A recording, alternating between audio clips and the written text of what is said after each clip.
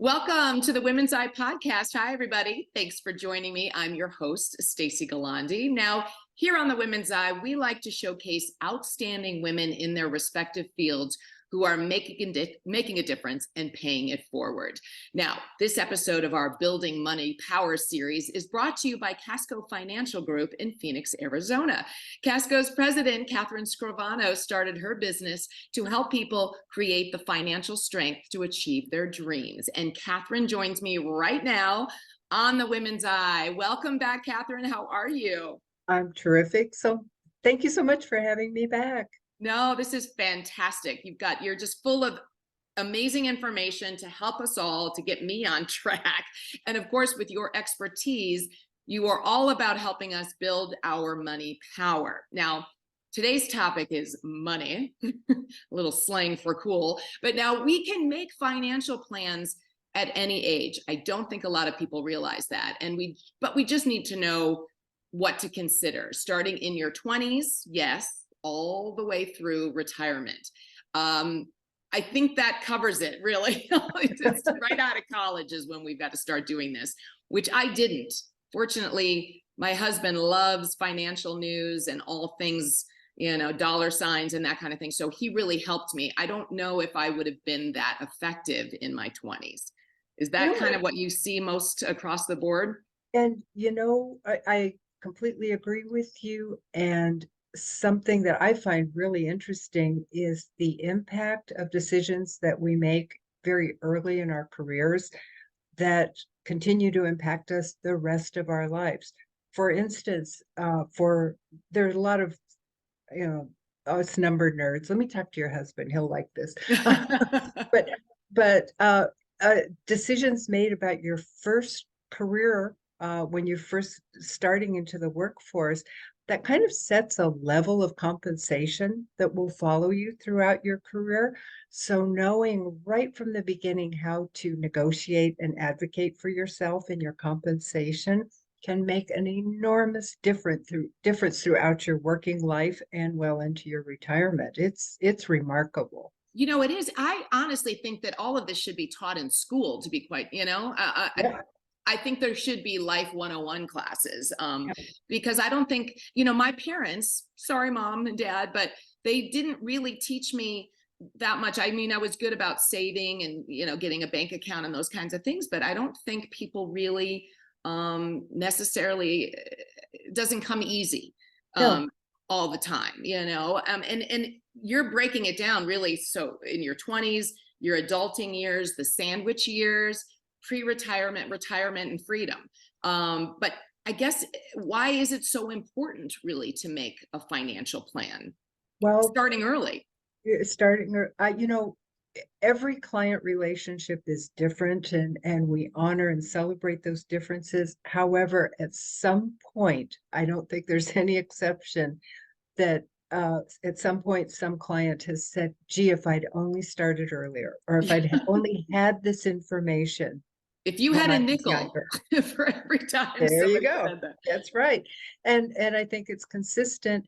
So even though we have broken things down into what we call life stages, and we believe there's some certain commonalities at certain life stages, it's not a boilerplate. Everyone's life experience and journey is going to be different, but you would be surprised how often you take a group of 20-year-olds, have this conversation, and all of them go, well, yeah, that's me. So Yeah. from that, we've extrapolated and come up with some ideas, some certain advice about life stages and the things maybe you should be focusing on.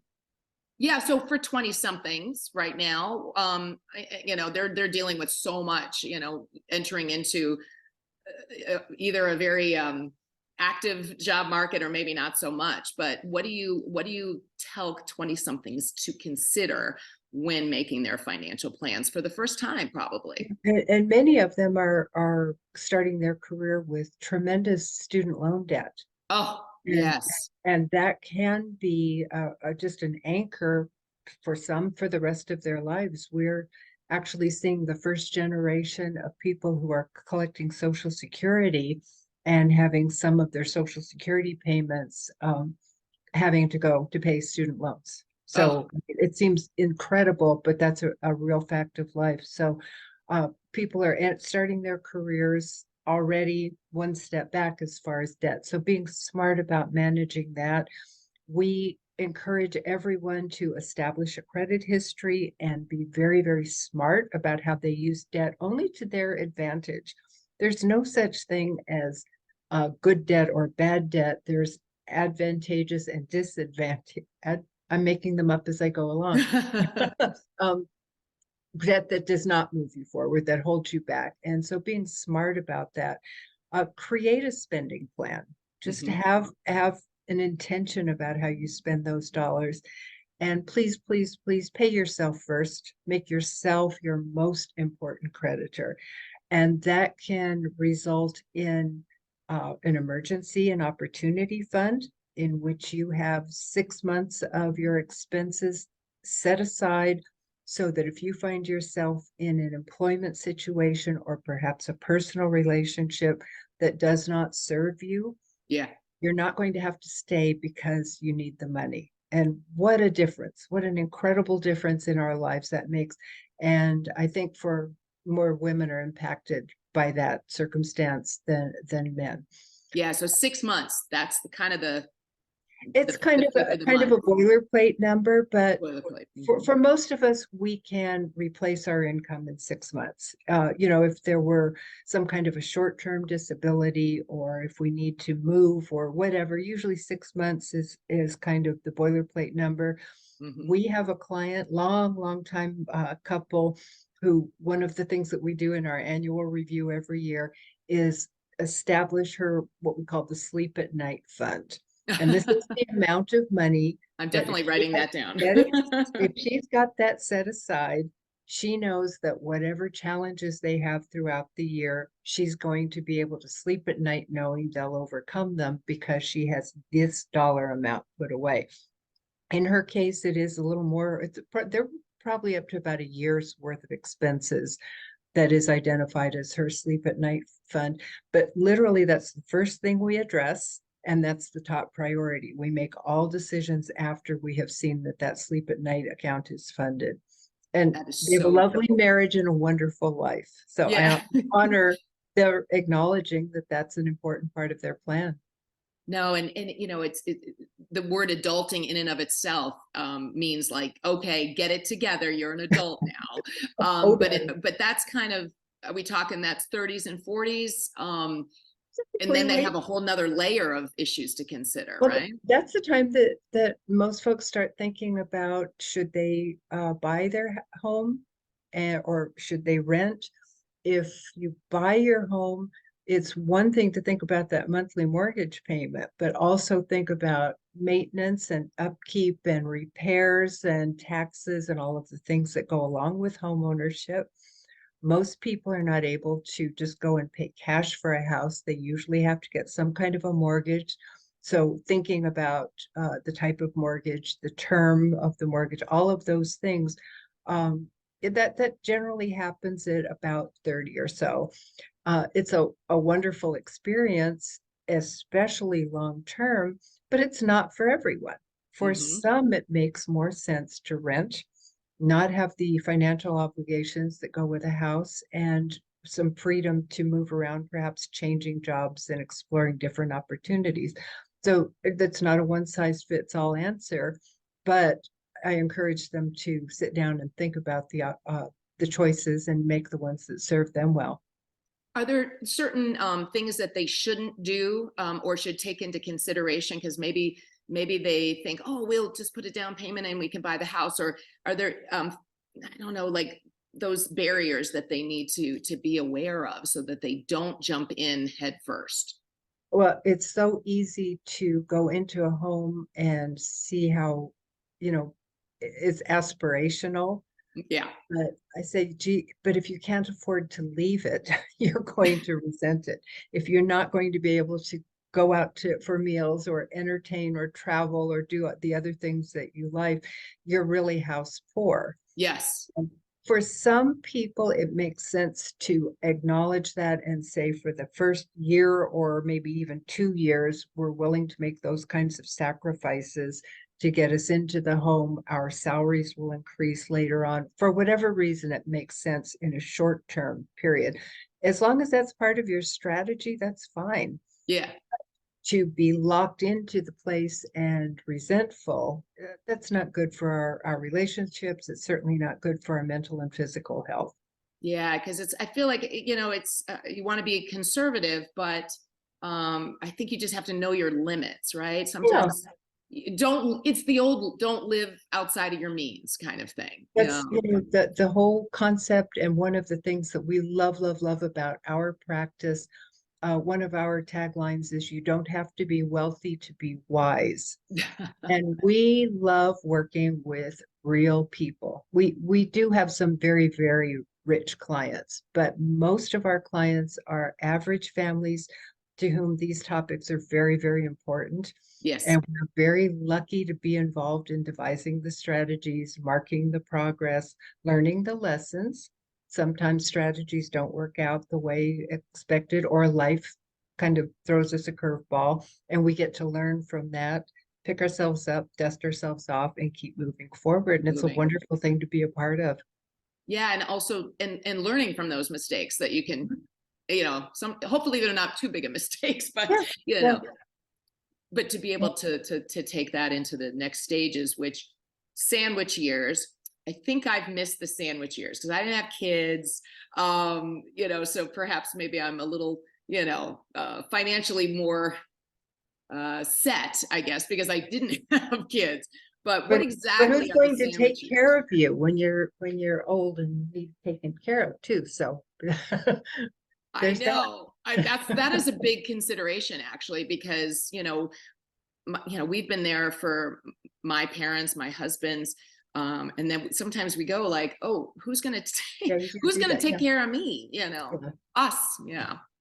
But during that, what we affectionately call the sandwich period, that period is where people are simultaneously helping their children, perhaps getting through college or getting started, maybe buying that first house or just getting established. So we all know when the kids leave the home, that's not the absolute end of us helping financially. There are going to be calls to action there, but that usually coincides with about the time that our parents might need some help.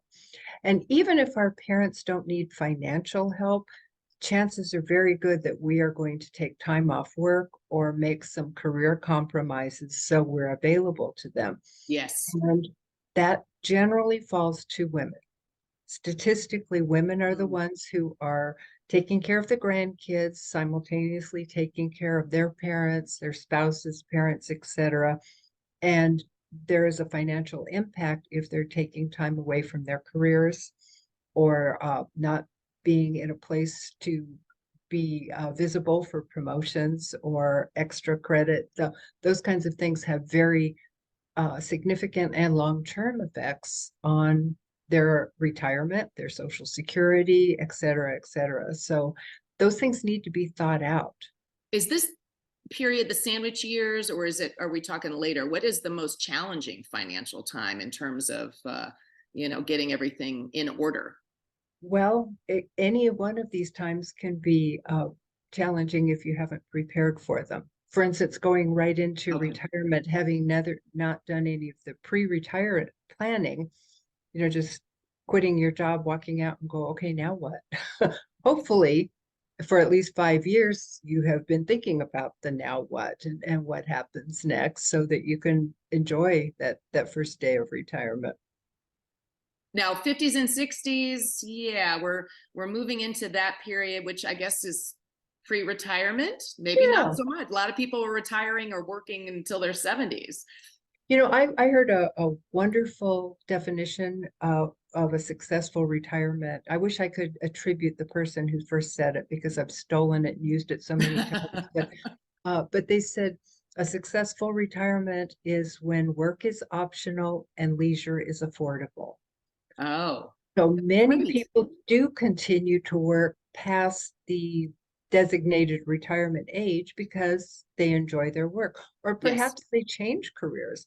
We have a client in our practice who retired a week after retirement, went to work at the quilt shop where she would buy quilting supplies. And she did not do it for the money. It was a minimum wage job, but she was able to spend her days surrounded by things that made her happy and talking to people who had a common interest. She loved it. She really enjoyed her job.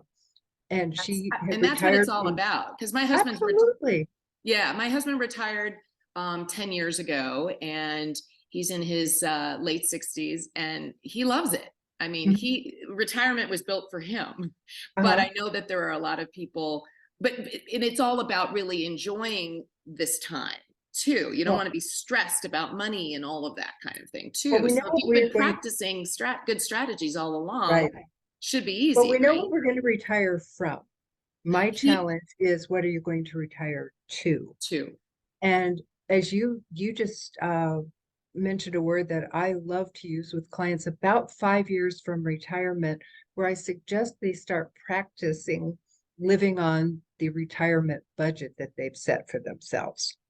Because sometimes they think, oh, well, if I'm not working, I will be more frugal about this, that, or the other. But frankly, if you and I think about when we spend all our money, it's probably on the weekend, right? Where Yes. we're out on a Saturday or Sunday and we're shopping, et cetera, et cetera. And retirement's one big weekend. So there's a very good chance that early retirement is going to be every bit as expensive as it is during our pre-retirement. Also, people tend to celebrate retirement by traveling or doing some of those things that are kind of pent up. They've just been waiting to have the time to do. There can be a financial component to that. And So when the stakes are low, and start experimenting with what would it like to live on my social security pension and whatever withdrawal I've decided from my assets, whatever those numbers sources are, figure that out and then pretend that today is the day and see what the impact to your life is. You may make adjustments. You may delay retirement. You may adjust the spending plan, or you may find that everything is just fine and you can relax and just slide into it. That's the best result. exactly. Now, and also too, is it possible to have financial freedom if you've been following the steps and really practicing good strategies all along? Well, Uh, that's the work is optional, easier is affordable part. yeah. One thing though that I'd like to add as a caveat is if anyone ever says, what is the best investment I can make? My knee-jerk response 100% of the time will be in your health Yeah. throughout Okay. your whole life from the very beginning. Making plans to take care of your health will have a huge, huge financial impact Yep. later in your life, especially in retirement. That's when everything seems to kind of gather up and collide right there and sabotage you. So if you've taken good care of yourself all along, the financial impact is going to be much less and more likely something you can assume. Even if you've not done that, or you just genetically you have some limitations there, early, well before retirement, you should be thinking about the potential of that and how you will pay for it.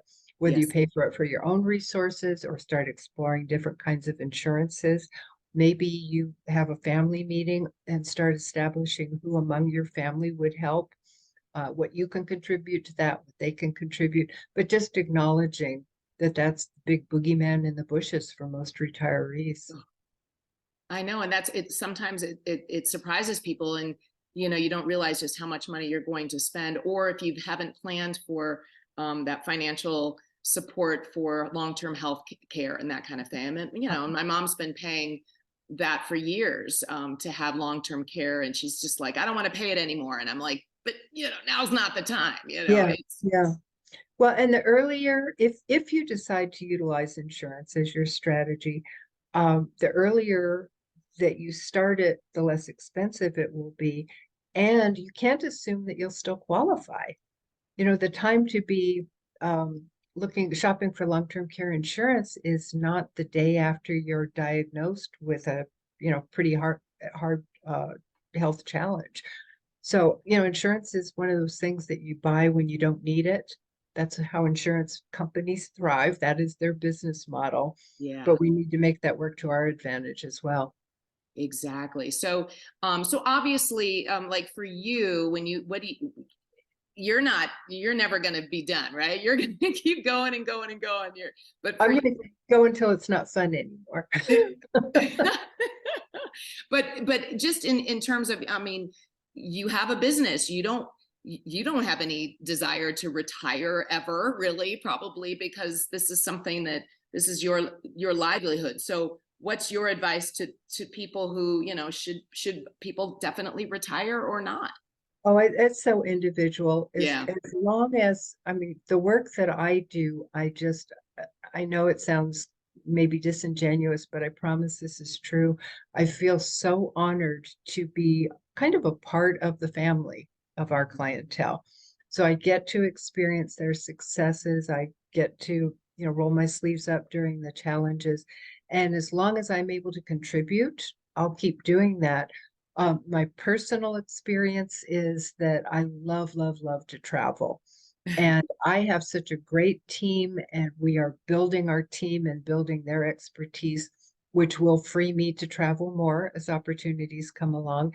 And technology is so great, so I can pack up my little laptop and go, and half the time folks don't even know I'm out of town. So I talk to more and more people who have worked toward a certain day of retirement because that was expected of them.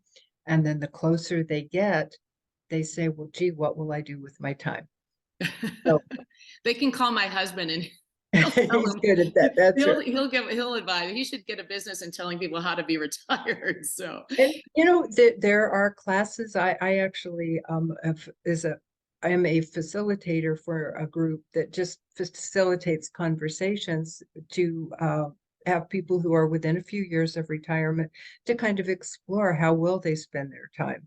And for some, the conclusion is I won't retire. yeah, Maybe I work part-time. Maybe I go back as a consultant. Maybe I work somewhere else. A lot of volunteerism among yes. seniors. It's great. It is so great. I just Oh yeah. attended a volunteer event Animal earlier this rescues, so week. many people. Yeah, Yeah. yeah.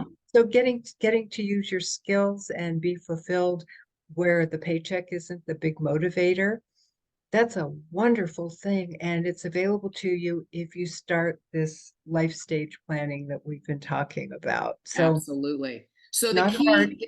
the key here then is the biggest takeaways then is start in your 20s, right? As soon as possible.